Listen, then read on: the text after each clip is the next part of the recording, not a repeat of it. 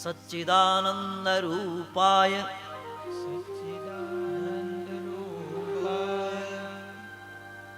સચ્ચિદાનંદ રૂપાય વિશ્વોત્પત્યાદિ હેતવે તાપત્રય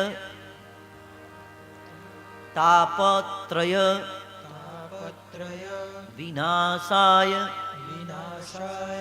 શ્રી કૃષ્ણાય વયમ નુમઃ નમઃ નયો નુમઃ.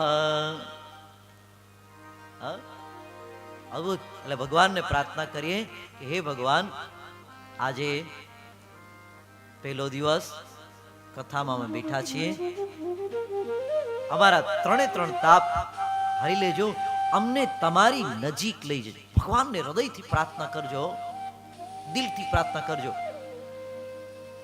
બધું ભૂલી જજો. વ્યક્તિ જ્યારે પોતાની જાતને ઓગાળી નાખે, ધ્યાન રાખજો, ત્યારે જ એ વ્યક્તિની જો માખણને પીગાળવામાં આવે ત્યારે જ એમાંથી ઘી બને અને દીવો પ્રગટે. વ્યક્તિ પોતાની જાતને ભૂલી જાય ત્યારે જ એમાંથી પ્રકાશ નીકળે અને ત્યારે જ એ ભગવાનને મળી શકે. એટલે આ કથા આપણી જાતને ભૂલવા માટે છે અને પરમ તત્વને યાદ કરવા માટે છે. એટલે પેલા શ્લોકમાં ભગવાનની વંદના કરી, અદ્ભુત વંદના.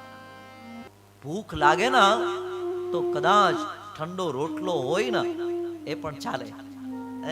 એમ જ્યાં સુધી ભગવાનના નામની તરસ નહીં લાગે, ભગવાનના નામની ભૂખ નહીં લાગે, કથામૃત રસાસ્વાદ નહીં બને, ત્યાં સુધી કુશળતા નહીં આવે, ત્યાં સુધી ભગવાનના ગુણાનુવાદમાં મજા નહીં આવે, આનંદ નહીં આવે. એટલે ભગવાનને પહેલા દિવસે ખાસ પ્રાર્થના કરજો બધા, હૃદયથી પ્રાર્થના. અને પ્રાર્થના પાછા અંતઃકરણથી. એટલે મેં પહેલો શ્લોક બધાને બોલાવ્યો.